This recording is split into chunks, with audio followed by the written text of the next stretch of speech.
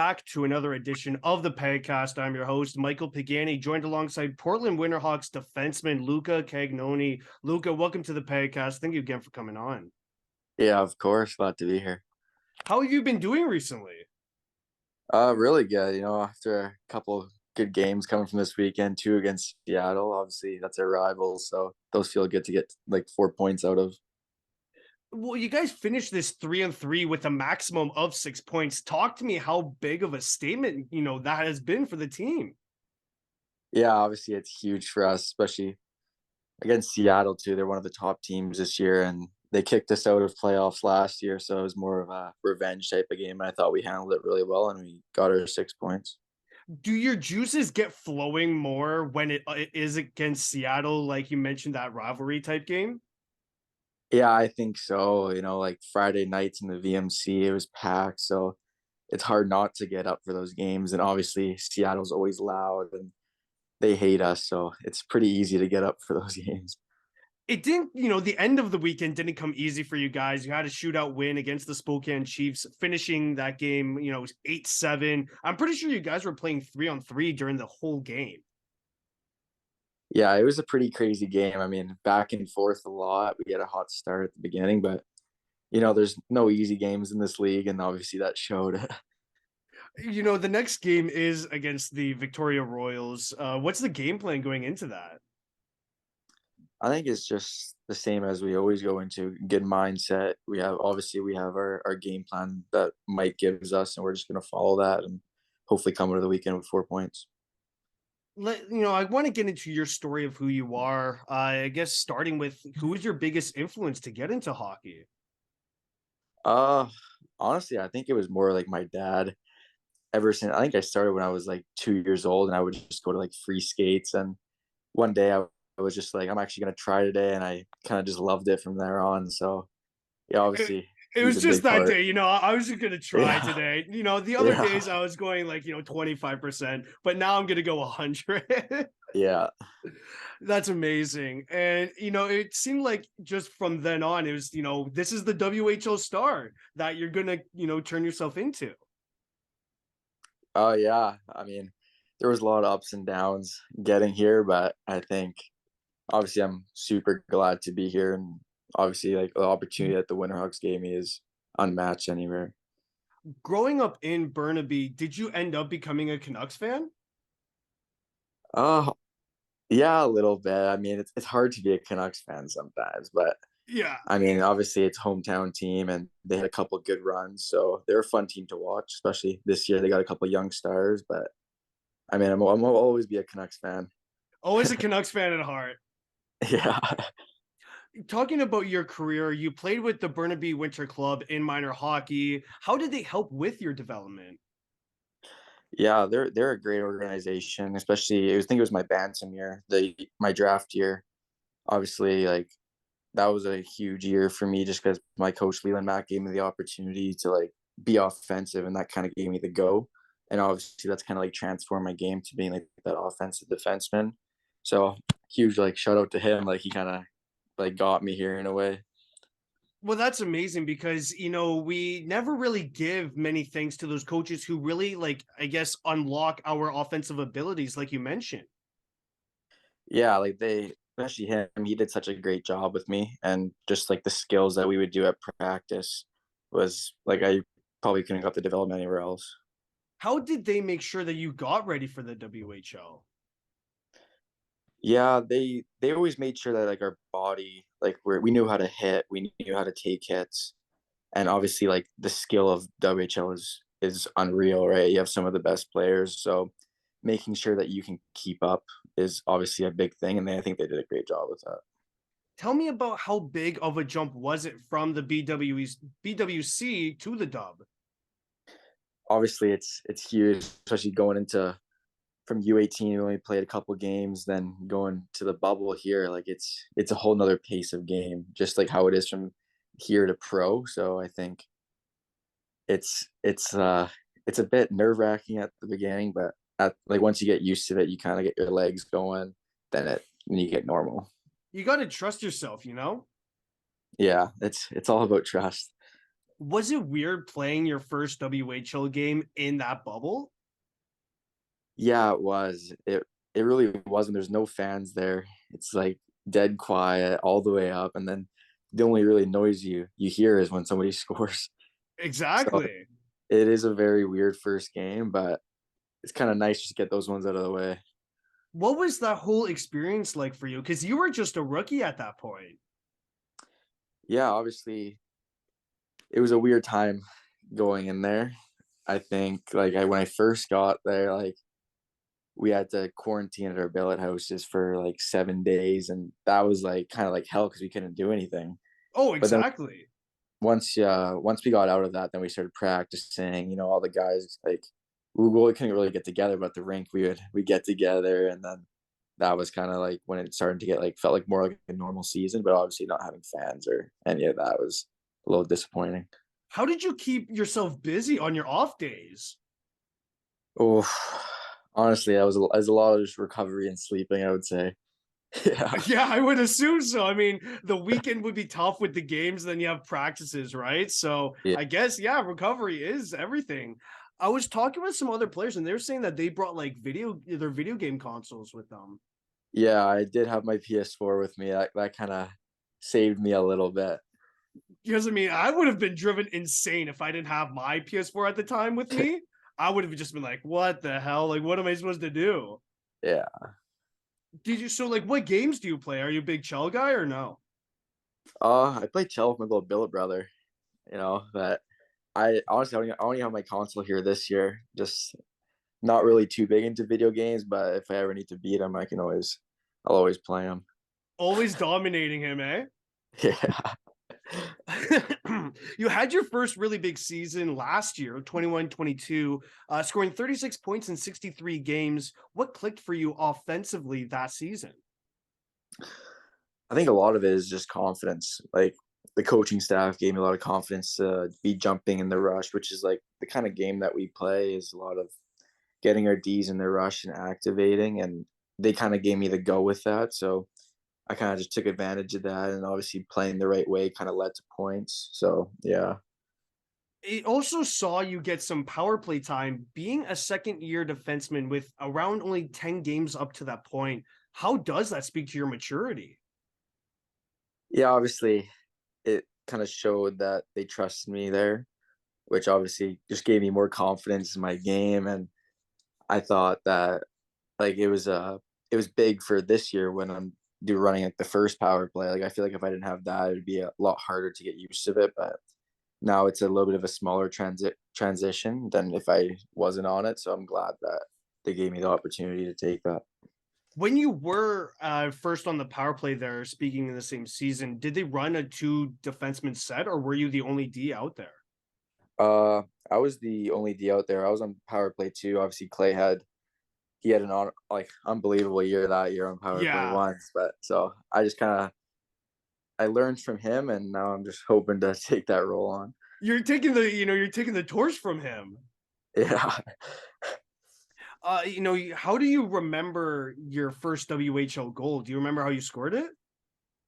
yeah. Actually, I do. It was against Tri City in their rink, and I don't know how I got down literally to the goal line. I think me and Clay were doing like Clay had the puck, he went around the net, and we did a little like a crisscross there, and I kind of just folded the net. It was just sitting in the crease right behind the goal, and I just tapped it in. It was probably the easiest goal of my life, but it was a really cool moment. How do you get down to the goal line as a defenseman? Oh my god, that Yeah, is actually insane. But hey, they don't ask how, they ask how many, right? yeah, Not every goal is the prettiest. yeah, Speaking of last season, what was the playoff atmosphere like? Because it must have been insane. yeah. It was really good. I mean, our rink was always loud. Like they did such a great job promoting the playoffs and stuff like that. So we had great fans every night, and just like the thought of playoffs, I think went to everybody's heads on the team, and it was like we can do this, right? And then we all while we're in it, we sweep Prince George, which was huge because we didn't want to go another 17-hour bus trip back, and then Yeah. obviously we take Seattle to game 7. They were a good team. We were a good team. It could have went anyway, but unfortunately it went theirs. Well, hey, I mean, you guys have that in the back of your minds, right? Yeah, 100%. Do you have any playoff superstitions? No, not really. I mean, I had a mullet last year. Some of the guys got a haircut, but I don't know if I'll do that again. Hey, maybe change it up. Maybe you guys might make a deep run if you change up the haircut this time. Yeah. Yeah. How big was it for you to score your first WHL playoff goal to make sure that monkey got off the back? Yeah, I mean, it was a bizarre feeling, honestly. It felt like it was like a whole nother like season, a whole nother league for me. Like it was so loud in there. And then I think Clay got hurt during that first series, so I had to take over like that role kind of. And I don't know, it was felt like a good goal to me. A little bit of a snipe there, but it was a good feeling. Well, hey, I mean, look, speaking of, I guess transitioning into a bigger role, that experience must have really helped you. Yeah, it did, especially for this year. We lost like our 20-year-old D from last year, so it's definitely like we have to kind of trust our younger core, but I think we're doing a pretty good job. It puts a lot more weight on your shoulders, but you kind of know how to deal with it, right? Yeah, 100%. What did you work on this past off season that's really paying off for you this season? Uh, my strength, I think, like being in the weight room every day in the summer. I mean, it's like obviously it's tough, and in the moment it kind of sucks, like doing all that cardio and stuff, but it pays off like huge. Like I was like tried to put on a little bit more weight too, so I'm like weighing in at 180 now, and at the end of the year I was like 169, something like that, 168. So put some good muscle on too, so that was a big thing. And then like on the ice, a lot of attacking, Yeah, like 100%. using like my skill and my skating just to like get to the net and get those good chances. You want to make sure you can absorb the hits in the corners, right? Yeah. 100%, and this season it really has seen that the Winterhawks do have the best power play in the league. A lot of that is, starts with you in the back end. Is it as simple as everyone's just on the page, or how has it become such a force? I think things are just clicking right now, and it feels really good, obviously, like kind of trusting our power play that if we need one, like we have the ability to get one. And our coach is doing a really good job of like giving us strategies and like working different things to not always have the same look. And I think just we're practicing it well, and we're doing a good job right now, and things are clicking. How do you make sure that momentum continues to go forward? Is it just all in practice? Because obviously you don't want it to stop anytime soon. Yeah, it is a lot in practice, and watching video back, like the little things, because when things are at like a high, you want to keep them at a high, right? It's like those little details really matter. Yeah. So like just going over those, and yeah, practice, practice. So I guess like when we're talking about video, do you dissect whether or not a team is very aggressive on the penalty kill? So let's say you're up against Saskatoon, for example, even though you guys probably don't play them. Let's say they're very aggressive on the penalty kill. Would that be like, I guess, something you would go over in practice and attack from a different angle?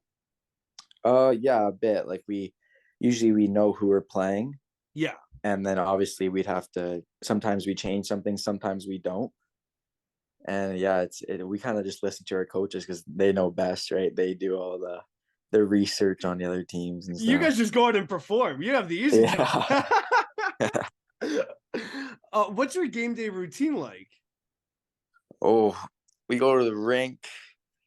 Usually get like some little bit of video in, and then I usually go on the ice because I like to get my feet wet, Oh yeah, right before the 100%. game. Come back, have lunch, a little pregame, and then I don't nap. I try to sometimes, but I try not to in a way because it makes me a little too tired. No Everyone coffee. naps. I know. I don't even drink coffee really. Oh wow. Yeah, it's a lot of just being around the guys gives me natural energy, and I just use Oh, that. 100%. So then are you ox on in the locker room or no? No, no, Oh, they no. don't That's allow you to do that. I haven't really put my phone out there, that's for sure. I'm not sure what you're eating for breakfast, but you should continue to eat it because you're leading the team in scoring for defensemen. Like, what's it like to have the trust of the coach to use your offensive skill set? Yeah, obviously it feels good given like I always have that green light, but things can change. So I just I always try to like keep a good mindset and yeah, like I'm just gonna keep on trying to play well and obviously things are gonna fall into places. So that's kind of what I focus on. Do you have a funny story from this season so far? Funny story.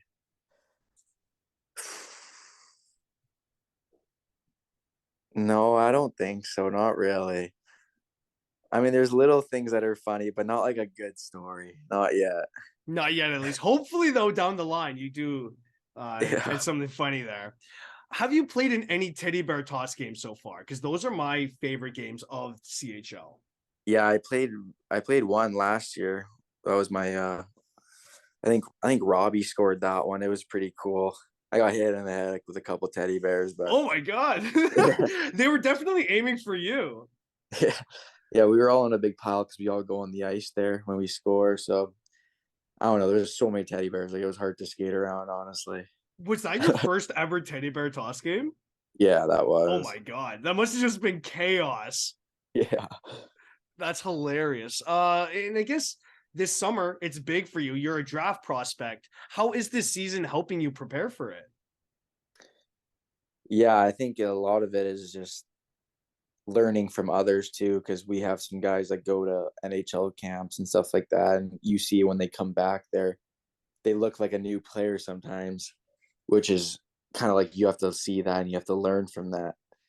And I think our team is like we have a pretty vocal team, so we always talk to each other and stuff like that. So just learning off like other guys that have had like the chance, like even last year I had like Cross, uh Duro was there. Like those are kind of like the big names, and they kind of like showed us what it's like to practice every day at a pro level. So It's yeah, good that you're getting this, experience from former teammates. yeah, it is. You had recently scored a slick shootout goal. How'd you practice that move before? Yeah, I have. I definitely have. You had to make sure that you knew what you were doing. It wasn't as simple as just taking a wrist shot. No, definitely not. What has been your favorite arena to play in so far? I love last year we played in Victoria. I love the ice there. It's like crystals. But for the atmosphere, playing in Seattle is like nothing, like no other. Like you come out and they're screaming like Portland sucks and stuff like that. And it gets you fired up and it's unreal. It just makes you want to blow them out in their own barn. Yeah. Yeah. How about the worst arena to play in? Uh just for the travel, I'm gonna have to say Prince George. Like Has to be. it has to No be. Like, one likes going 15 hours. yeah. It's not even like it's a nice rink. Not that it's literally just the travel, right? Like Yeah, 100%. And especially if you guys like lose by a considerable margin, it makes it even worse. yeah, because then it's a quiet bus ride Oh, back. And 100%. it's You just want like a bumping bus ride back home. yeah, yeah. As we're closing off this interview here, do you have any advice for younger hockey players? Yeah, I think one big thing is just like never backing down or like never giving up. Because like a little story on me, like I wasn't drafted to the dub, right? So I've had like to deal with that adversity, and then instead of just like giving up on going to this league, I had a little chip on my shoulder like the next season when I played E15, and like now you get the opportunities and they come back to you, right? So things happen for a reason, and I think for like the young ones out there, like don't let one thing get in the way of like your big goal. Well, I'd like to thank again Luca Cagnoni for joining me on today's podcast. Thank you again, Luca. Yeah, no problem.